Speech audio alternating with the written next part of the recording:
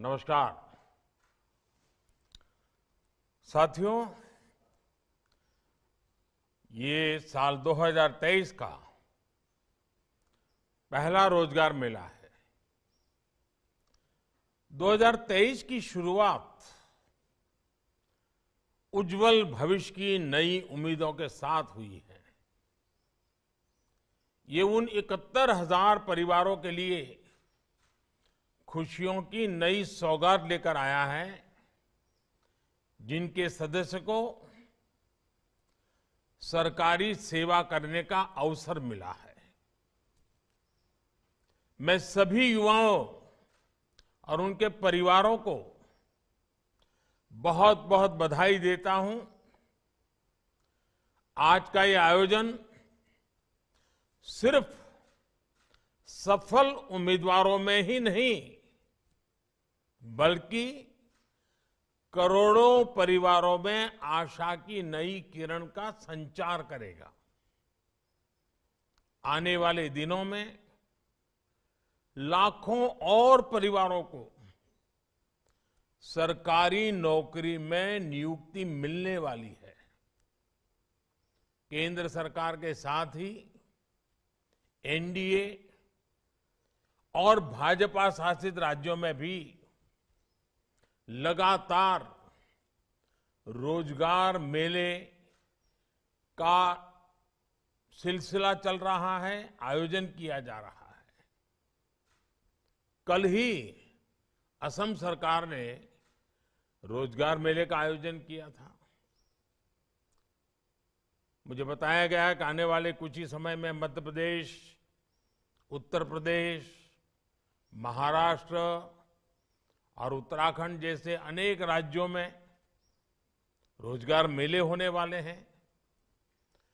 निरंतर हो रहे ये रोजगार मेले अब हमारी सरकार की पहचान बन गए हैं। ये दिखाता है कि किस तरह हमारी सरकार जो संकल्प लेती है उसे सिद्ध करके दिखाती है। आपको याद होगा, पिछले साल धनतेरस के पावन अवसर पर पहले रोजगार मेले का आयोजन हुआ था। आज मुझे रोजगार मेले में सरकारी सेवा पाने वाले कुछ युवा साथियों से बातचीत करने का भी मौका मिला। उनके चेहरे पर खुशी और संतोष का भाव साफ दिख रहा है।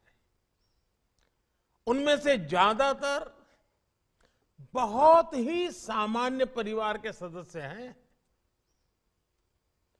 और उनमें कई ऐसे युवा हैं जो पूरे परिवार में पिछली 5 पीढ़ी में सरकारी सेवा, सरकारी नौकरी पाने वाले परिवार के पहले सदस्य हैं। उन्हें खुशी सिर्फ इस बात की नहीं है कि उन्हें सरकारी सेवा करने का, सरकारी नौकरी करने का मौका मिला है। उन्हें इस बात का भी संतोष है कि पारदर्शी और स्पष्ट भर्ती प्रक्रिया होने की वजह से उनकी योग्यता का सम्मान हुआ है। आप सबने भी इस बात को महसूस किया होगा कि भर्ती प्रक्रिया में व्यापक बदलाव हुआ है। केंद्रीय सेवाओं में भर्ती प्रक्रिया पहले की तुलना में ज्यादा स्ट्रीमलाइन और टाइम बाउंड हुई है। साथियों, आज आप भर्ती प्रक्रिया में जिस पारदर्शिता और जिस रफ्तार को देख रहे हैं वो सरकार के हर काम में दिख रहा है। एक समय था जब नियमित तौर पर होने वाले प्रमोशन में भी अलग अलग वजहों से अड़चनें आ जाती थी। हमारी सरकार ने अलग अलग विवादों को निपटारा किया। कोर्ट कचहरी के भी मामले ढेर सारे होते हैं। लंबे समय से रुके हुए प्रमोशनों को बहाल करने की प्रतिबद्धता दिखाई। पारदर्शी तरीके से भर्ती और पदोन्नति युवाओं में भरोसा जगाती है। ये पारदर्शिता उन्हें बेहतर तैयारी के साथ कंपटीशन में उतरने के लिए प्रेरित करती है। हमारी सरकार इसी दिशा में निरंतर काम कर रही है। साथियों, आज जिन्हें नियुक्ति पत्र मिला है, उनके लिए ये जीवन का एक नया सफर है। सरकार का एक अहम हिस्सा होने के नाते विकसित भारत की यात्रा में आपकी सक्रिय भागीदारी रहेगी, विशेष जिम्मेवारी रहेगी। आप में से ज्यादातर लोग सरकार के प्रतिनिधि के तौर पर सीधे लोगों से जुड़ेंगे। आप में से हर कोई अपने तरीके से लोगों के जीवन को प्रभावित करेगा। आपने सुना होगा, व्यापार कारोबार की दुनिया में कहा जाता है कि कंज्यूमर इज ऑलवेज राइट। वैसे ही शासन व्यवस्था में हमारा मंत्र होना चाहिए, सिटीजन इज ऑलवेज राइट। वही भावना हमारे भीतर की सेवा प्रवृत्ति को और ताकत देती है। आपको ये कभी भूलना नहीं चाहिए कि जब आप सरकार में नियुक्त होते हैं तो उसे गवर्नमेंट सर्विस कहा जाता है, जॉब नहीं कहा जाता। अगर प्राइवेट में जाते हैं तो कहते हैं जॉब करते हैं, सरकार में आते हैं तो कहते हैं सेवा करते हैं। अगर आप सेवा भाव को मन में रखकर इन 140 करोड़ मेरे देशवासियों की सेवा करना इतना बड़ा सौभाग्य मिलेगा, जीवन में एक अवसर मिला है, और उस भाव से हम काम करेंगे तो इसका लोगों पर सकारात्मक असर पड़ेगा और आपको भी अपने काम में आनंद आएगा। आपने अभी देखा कि सरकारी सेवा पाने वाले कई हमारे कर्मचारी साथी, कर्मयोगी बंधु ऑनलाइन ट्रेनिंग ले रहे हैं। Digital training platform iGOT Karmayogi से उन्हें भविष्य की तैयारी के लिए मदद मिल रही है।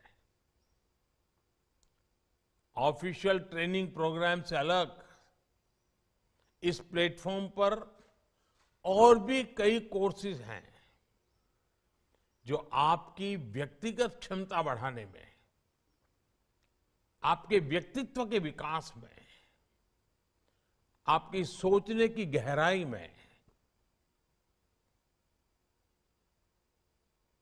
उत्तरोत्तर प्रगति होती है, लाभ होता है। मुझे विश्वास है कि सेल्फ लर्निंग थ्रू टेक्नोलॉजी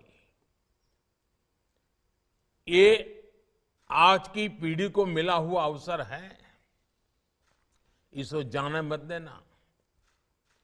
जीवन में लगातार सीखते रहने की ललक ही हम सबको आगे बढ़ाती है। और मैं हमेशा कहता हूं, मैं मेरे भीतर के विद्यार्थी को कभी मरने नहीं देता हूं। आप भी कहीं पर भी पहुंचे, आप लगातार कुछ न कुछ सीखते जाइए।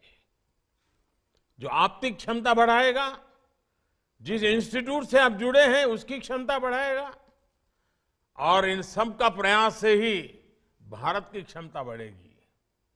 बदलते हुए भारत में, तेजी से आगे बढ़ते हुए भारत में रोजगार और स्वरोजगार के अवसर लगातार बन रहे हैं। और जब विकास तेज होता है तो स्वरोजगार के अवसर अनगिनत मात्रा में बढ़ने लगते हैं, जो आज भारत अनुभव कर रहा है। आज स्वरोजगार का क्षेत्र बहुत आगे बढ़ रहा है। पिछले 8 वर्षों में व्यापक स्तर पर इंफ्रास्ट्रक्चर के विकास से रोजगार के लाखों अवसर बने हैं।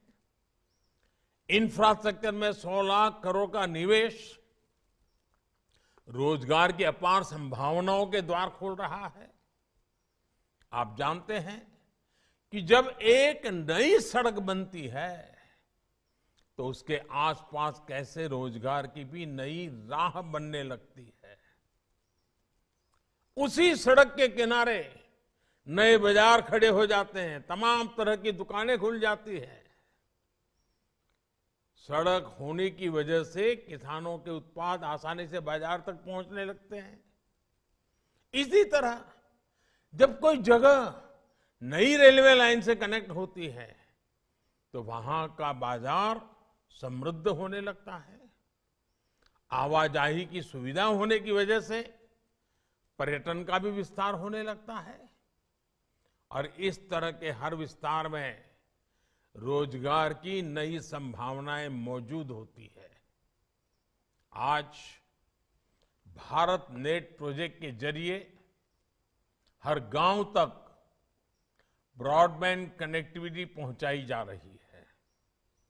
जब हम गांवों को इंटरनेट के जरिए बाकी दुनिया से जोड़ते हैं तो इससे भी रोजगार के नए अवसर बनने लगते हैं। टेक्नोलॉजी को ना समझने वाला व्यक्ति भी ये जानता है कि पहले जिन कामों के लिए भागदौड़ करनी पड़ती थी वो अब मोबाइल या कंप्यूटर पर एक क्लिक में हो जाता है। हम देखते हैं कि इस सुविधा का लाभ लेने के लिए कई बार वो टेक्नोलॉजी के किसी जानकार की मदद चाहता है, और सामान्य मानवी की इसी जरूरत से रोजगार की नई नई संभावनाएं पैदा हो रही है। आज गांवों, कस्बों या शहरों में भी ऐसे एंटरप्रेन्योर्स दिख जाएंगे जो लोगों को ऑनलाइन सेवाएं देने में अपना एक नया क्षेत्र खोल करके काम आगे बढ़ा रहे हैं। आज भारत के छोटे छोटे शहरों में लोग जिस तरह स्टार्टअप शुरू कर रहे हैं वो अपने आप में नई पीढ़ी के लिए आकर्षण का केंद्र बना हुआ है, आत्मविश्वास का केंद्र बना हुआ है। और स्टार्टअप की सफलता ने युवा शक्ति के सामर्थ्य की एक दुनिया भर में पहचान खड़ी की है। साथियों, आप में से ज्यादातर नौजवान बेटे बेटियां बहुत ही सामान्य परिवार से आए हैं। यहां तक पहुंचने के लिए आपने कड़ी मेहनत की है। आपके माता पिता ने भी बहुत कष्ट झेले हैं। आज आपको स्थायी भाव से 140 करोड़ देशवासियों की सेवा करने का अवसर मिला है। लेकिन अपने अंदर उस भावना को हमेशा जिंदा रखें जिसने आपको यहां तक पहुंचने के लिए प्रेरित किया था। हमेशा सीखते रहें, हमेशा अपनी स्किल्स को अपग्रेड करते रहें और आगे बढ़ने की कोशिश करते रहें। मेरी तरफ से आपको बहुत बहुत शुभकामनाएं हैं। आप तो सफल हों, लेकिन हमारा देश भी सफल होना चाहिए। आप आगे बढ़ें, लेकिन हमारा देश भी आगे बढ़ना चाहिए और देश को आगे बढ़ाने के लिए आपको भी आगे बढ़ना है। देश को आगे बढ़ाने के लिए आपको भी समर्थ होना है, सक्षम होना है। निरंतर आप अपना विकास करते चलिए और आपको मिली हुई जिम्मेवारी को भी बहुत ही बखूबी निभाते रहिए। यही मेरी आपको बहुत बहुत शुभकामनाएं हैं। बहुत बहुत धन्यवाद।